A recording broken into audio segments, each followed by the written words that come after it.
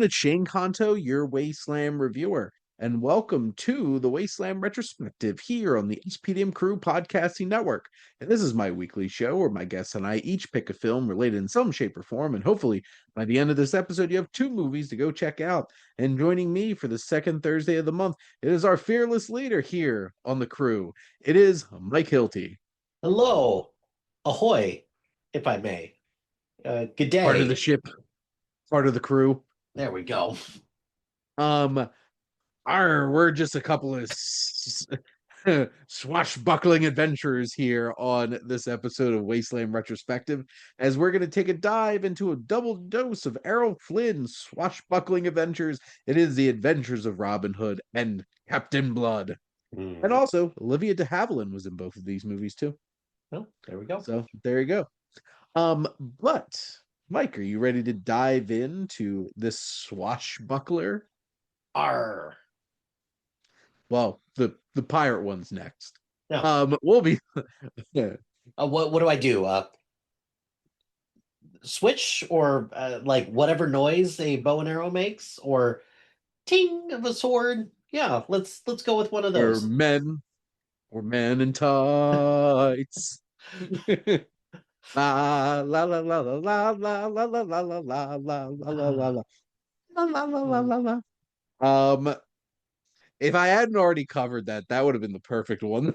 Here it is with. I would have loved that, but you're right. You've already done it. With Luke. You've already done it. It's all good. Now, when Prince John and the Norman lords begin oppressing the Saxon masses in King Richard's absence in 1190s England, a Saxon lord fights back as the outlaw leader of a resistance movement. His name, Sir Robin of Locksley. Performed and played by Errol Flynn. And we have Olivia de Havilland as Maid Marian. And we have Basil Rathbone as Sir Guy of Gisborne, aka the Sheriff of Rottingham. Sure. Sure. And then Claude Rains and that bushy haircut is Prince John. Right. But Mike, what were your general thoughts on the adventures of Robin Hood? Robin Hood is one of those characters that has been done to death in movies. And quite frankly, over the last, I would say maybe about 35 or 30-ish years, I think Men in Tights was probably the last one to do it justice. None of the adaptations have been very good. And the main problem is they don't pick a charming, good actor to be Robin Hood. And who has a British accent. Well, but of course. But I always hold in high esteem Robin Hood Men in Tights and also the Disney version of Robin Hood as my definitive versions. But then there's this one who, in reality, this should be the actual version. Definitive. Like, if you're gonna take it like seriously, like this is Robin. This is the one. As much as I love Prince of Thieves and all of its ridiculousness and Bryan Adams' beautiful theme song, this is the one that just feels like it's the most true to the story. So I got to give it a lot of credit for that. And my God, Errol Flynn is just so good. Like, he's capital M, capital S movie star, right? So Errol Flynn is just amazing in this. And just the aesthetics for this, like the costumes are great. The sets are great. Just like everything about this adaptation just feels so authentic and so good. And for a movie that came out in the 30s, that it's almost 100 years old, it's still like one of those great ones that like everybody needs to check out, especially if they love just an adventure movie like this. Well, and not to be that they just don't make them like they used to. Well, But they technically kind of they don't. don't actually make a whole lot of swashbuckling adventures anymore. Yeah. Um, like literally since Pirates, I feel like we haven't really gotten that. Um, but this movie, first off, visually is gorgeous. That Technicolor is something else. Good. It's The good. it just like the green costumes, the red costumes, the literally any other color costumes, Mhm. the richness of the forest, and it's in such stark contrast with like the very like gray castle setting that a decent chunk of the film takes place in. Errol Flynn is like, ah, and charming. And also, this is like Kevin Kline. Um, is Errol Flynn and things. Because Yeah, he could have been that's Robin Hood. oh for At sure. some point for sure. Now it's Mr. Fishoder. Um, but you have Errol Flynn who has just so much charisma, and Olivia de Havilland is so lovely, and their Mhm. chemistry together is just It's just sparks. so good. Gotta love the 30s when, all of that you could just leave it on screen and just not have to worry about any tabloid rumors or anything like that. Yeah, it's good stuff. I don't know. Were they doing it? I don't know. Um, Maybe she's got and a then chastity you have belt like like Maid Marian and Men in Tights. Who knows? then you have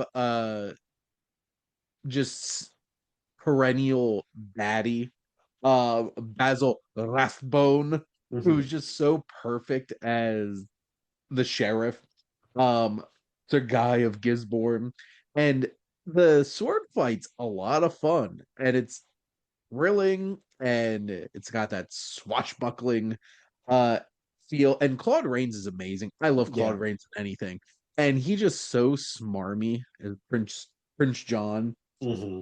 and in Eugene Pallett, who's Friar Tuck, who also plays a fat friar in um The Mark of Zorro. He has a Typecast. Yeah. typecast. He has that voice.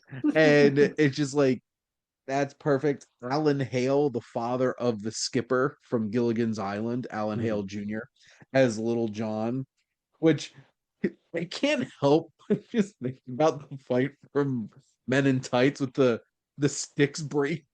Oh And just yeah, like that's and I love that part because they still manage to salvage something from that. Just up close battle of hit each other's fingers as hard as possible. you have Ian Hunter as King Richard, which also one of the best reveals in a movie ever, where it's like, Richard is here. Where is Richard? We have to find him. It's like, you don't need to find him. Oh, Just I'm right here. Yeah. here.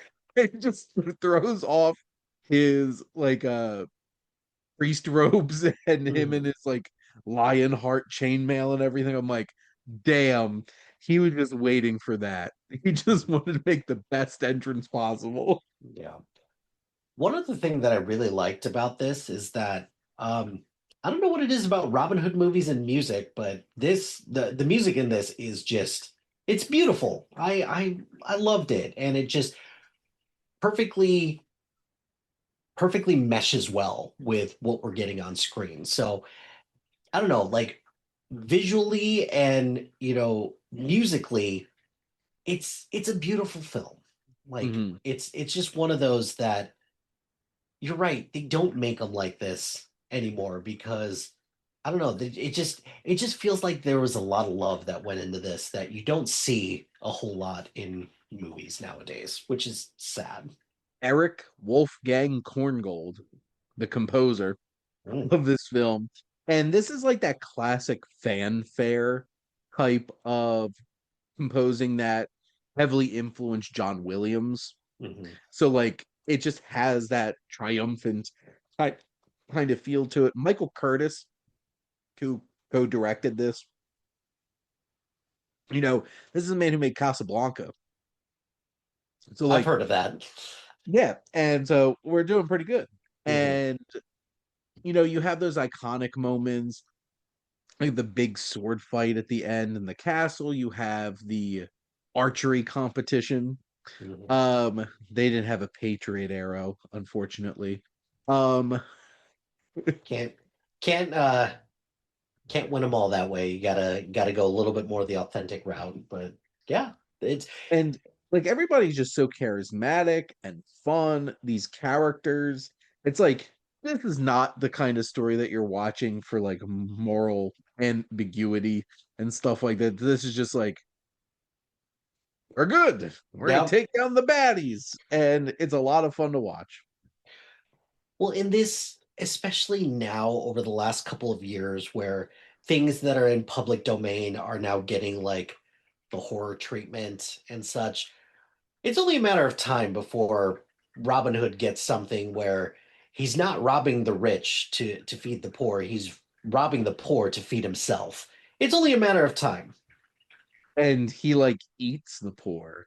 Yeah, yeah, for sure. His merry men are, incels online recruiting all these people to And cannibals. naturally. Yeah, That's the dark twist we're gonna get.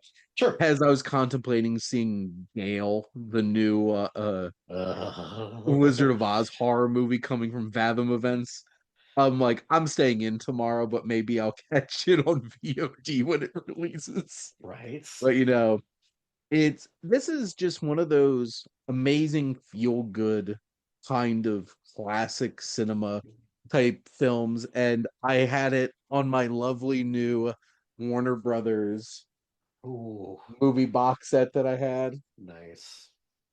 and it just looked gorgeous on my Blu-ray and just ah, all of it. Mike, do you have anything else to add about the adventures of Robin Hood? I mean, for anyone out there who is looking for like a definitive version of Robin Hood, like this is easily the one to pick. And again, the Disney version of Robin Hood is great. There's lots of great Oogalele, adaptations. oogalele. I mean, again, music is just Yep. outstanding, but I don't know, there's just something about this one that just feels like you're just part of this world. You're in the the Sherwood Forest, you're in this time, and it feels like you're just part of Robin Hood's band of merry men. I should give a shout out to Robin Hood in Shrek, that brief appearance as well. I do love his I'm cameo in merry that. men, and making him French was was a twist. It's Vincent Cassel. Like that's wild that's him voicing Robin Hood. Monsieur Hood, break it down. Uh, That's bad. That's bad. That's it's really, very really bad. very bad. I But have all been he's saying is appreciating you talking about Shrek and Shrek 2 on the family movie night. we're Because I gonna just wrote we're about them on my Substack recently. we're going to be full steam ahead on all things Shrek for the next couple of months. So might as well get into the spirit. Get shriggity shriggity shreked. But we have another swashbuckling adventure to dive into on the high seas, and that is Captain Blood. And this is directed also by Michael Curtiz, also starring Errol Flynn, also starring Olivia de Havilland, also starring Basil Rathbone. I'm like, wait a minute. They all just keep popping up in the same places. But this is a story after treating a Monmouth rebel against King James II in 1680s England, a young Irish doctor is exiled as a slave to Jamaica, where he captures a Spanish galleon and becomes the most feared pirate of the Caribbean. What a what a What a See, here's that's the thing. I had no idea this movie was about a doctor turning into a pirate. I just assumed he was a pirate He from was the just a start. pirate from the start, not morphing into that. Yeah, that's quite the diverse route to go for all of that. Yeah, quite quite interesting. Like, so if you're enslaved, just play the pirates theme, turn into a pirate, can sail the seven seas. And it just I did, like I said, I had no idea where this was gonna start. And the fact that I'm like, this is a 2 hour movie. I'm like, when's it become a pirate? Right. I had similar questions. Because it takes a while, honestly, to Yeah. even get to that point. But generally, Mike, what were your thoughts on Captain Blood? You know, the first time that had ever heard of Captain Blood, D2 The Mighty Ducks. When when Michelle McKay tells Gordon Bombay that his team is calling him Captain Blood. And I'm not sure if that was a coincidence or if that's something that they genuinely meant to give a shout out to Captain Blood. But I don't know, like I looked it up afterwards. I was like, was there really a Captain Blood? It's like, nope, there was just a movie. And then I hadn't seen this in a very it's been a while, but the first time I saw it, I was like, man, this is just a lot of fun. And seeing it this time around, it's like it's still an enjoyable experience. The plot kind of just meanders a little bit and it's kind of a little disjointed, but that's not enough to detract that Errol Flynn is just still charming as hell in this. Mhm. And this is just a fun adventure movie. Like, I feel like this would be just like the epitome of like a popcorn movie. Which I feel like the second half of the movie is, and like so much of the beginning, like this is dealing with slavery and political prisoners, and I'm like, wait a minute. This And is like, this is not what I was expecting at all. well, and if you really think about it, Robin Hood's also about like undue taxation and usurpation of land and stuff like that. I'm like, all of these movies were political. What are we talking about? It's And like Errol Flynn with I prefer my Errol Flynn with a bit of a mustache and a soul patch. true. Um, but like him clean shaven with like la was a vibe, especially when he's in like his puffy shirt and it's just like him swashbuckling. Like he's extremely charismatic when he really becomes like that Captain Blood and he's leading this crew of pirates and stuff like that. It's thrilling, it's exciting, and you get those moments in the climax of the film. And the first half of the film, I do think drags a bit too long. Yeah. Like, I don't know if this movie needed to be an hour and 59 minutes. I feel like they could have told this story a little bit more efficiently and got you there sooner, for sure. I I would have to agree with that. It still it still goes by quick, but that first half does Mm. drag on a lot. It does take a while to get to that. But you're right, the second half, there's some pretty innovative and cool battle sequences that I quite enjoyed. And I don't know, they put some TV shows and movies that have come out over the last couple of years to a little bit to shame because it's like, oh, these for 1935, these are actually pretty good and they hold up pretty well compared to some of the crap that we've been getting lately. A 91-year-old film. Right. So like this has been around for a long time. And Mhm. like the conflict between Errol Flynn and Basil Rathbone was a lot of fun. Also, Basil Rathbone definitely having some kind of fan face. Um, I'm not going to define exactly what kind of face it was, but you know, a little It's darker than a little darker than normal, just a little bit. Yeah. just a little bit. But you know, I also love that his name's Peter Blood. Like this man's Christian name, like his his family name is Blood. What? What a thing. Well, but not only that, it wasn't just Captain Blood once upon a time, it was Dr. Blood once upon a Yes, time as well. it's Dr. Captain Blood. It's Like, like the one character from was it Flapjack? well, Dr. Bar I know what's it Dr. Barber. It's like this man has multiple professions. Look at him. Look how many letters he has after his name. Right. Uh, but you know, I love. There's definitely tons of chemistry between Olivia de Havilland and Errol Flynn. It just pops on screen.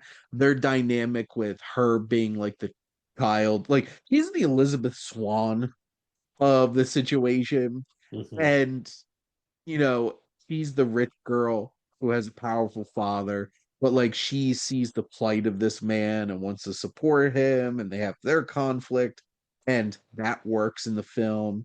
And it honestly has an interesting bit of like historical context Mhm. and how like pirates were such a very specific piece of like world history and stuff like that Mhm. in this, and like some of these pirates were like professional pirates working for actual countries and stuff like that. Right. Can't forget about that. Professional pirate. They weren't just criminals who, just were sailing the high seas, they were hired mercenaries as well. Can't forget about Mhm. that. Yep, by the government. Government hiring C word mercenaries Right. to do their bidding, which that basically happens at the end of this movie. They're like, how about you fight for us? More or less. Yeah. And I don't know what it is about Hollywood, just like Hollywood really struggles with pirate movies. I don't understand why, unless it's like a Treasure Island type of situation Hmm. or Pirates of the Caribbean lately. Like what's the last like good pirate movie that like old style pirates like this, not like Somali pirates, which I quite enjoyed Captain Phillips, but when's it like the last time that you watched a pirate movie that you Pirates, were Band of Misfits. uh, That's there Aardman, is isn't it? I believe Uh, so, yeah. yeah. And like that's silly. Like they're fighting Charles Darwin as an antagonist in the movie. But And of course. but like no, pirate movies are hard to make work because one, what's one of the most challenging things to do? Shoot on water. Mhm. And I don't know. I guess pirates just aren't as it's like even before Pirates of the Caribbean, like what were like Peter Pan had pirates, but pirates are bad. Mhm. Um, and you had ghost pirates in the fog, and then you had ghost pirates again in Pirates of the Caribbean. Yeah. And then they did ghost pirates again in the fifth Pirates of the Caribbean. Well, if you've got a formula, might as well stick with it, right? But If you have a formula, you have you have like movie like Cutthroat Island, which mm, spectacular failure. Um, I just realized something. All the SpongeBob movies. my Mm, mistake, including this most recent one. yes, Can't forget about that. specifically Antonio Banderas. From SpongeBob, Shot of What, Mm, and just hamming it up in live action. there we go. Oh man. No, I think pirate movies are really I don't know why they're so hard to make, but they should make more. Pirate Uh, movies are fun. I agree. I do. So I don't know. We'll see. I do want to give a shout out also. I love his flag. The flag that like taking something cool about the skull and crossbones and making them like two arms interlocking with sword. I love Mhm. that. I think that's really cool. It was pretty cool.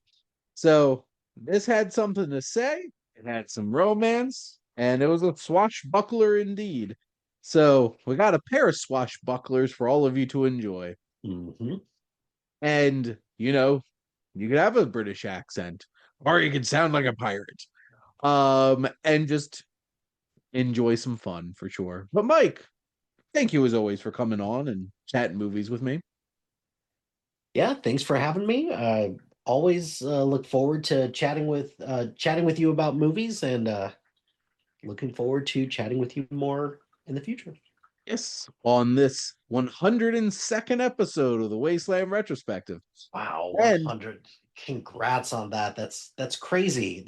That's not even including your the our original old our iteration. the version 1 or phase 1 Yep. of this. And then next week, I'll be breaking the rule of this show of a pair of movies because Luke and I are going to talk about all three the Human Condition movies, which I spent a combined 9 hours and 45 minutes watching all three of them. So, Wow. That's okay. I mean, it was ambitious. didn't we do all the John Wick movies? We sure did. Yeah.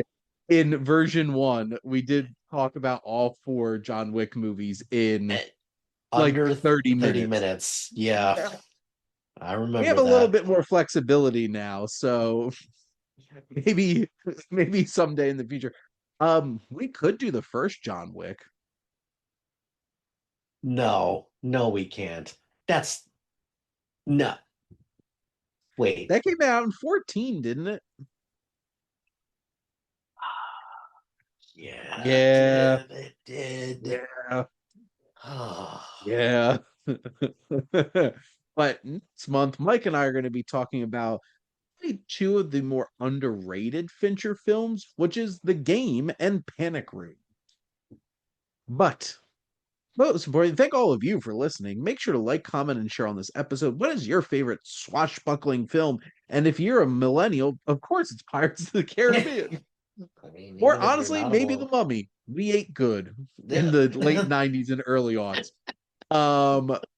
And if you like, and if you, you should follow or subscribe wherever you listen to your podcast because the SPDM Crew podcasting network is ever expanding. We have so many great shows with all different types of interests. And, if you love movies, we got plenty of those. Talking about movie a lot on here. And if you want to be a guest on one of these shows or start your own podcast, reach out to us on our website. If you like our logo, we're a HiFlyer Creative for all your digital marketing needs. But most importantly, thank you as always for tuning in and supporting the Wasteland Retrospective here on the SPDM Crew Podcasting Network.